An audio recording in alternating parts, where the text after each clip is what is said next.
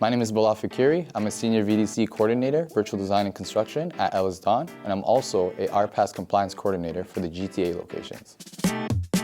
Drones are used on construction sites for various applications. It can range from just simple videos and photo progress, as well as orthomosaic modeling, which we use the drone to capture 3D imaging. We use this technology to not only effectively communicate with our partners and our trades, but we also use it to verify volumetric counts, deliveries, and site progress as well too. With this technology, we were able to not only incorporate it with the schedule, but we could also incorporate it with the 3D modeling. For example, if we do a 3D scan of the site, we could upload that 3D scan into the 3D model and relate the 3D model with the real-life scan and see if any complications or implications can arise before we even reach that phase. There's various challenges when it comes to flying drones at large complex sites, especially when you're in a congested city. First and foremost, you have to ensure that you're following the rules and regulations of the airspace of that particular area, if it's controlled or not.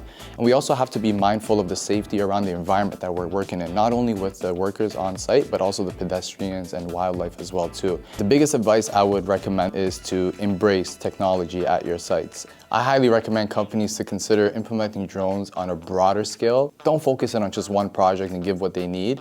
Have it available for multiple projects or for multiple reasons outside of projects.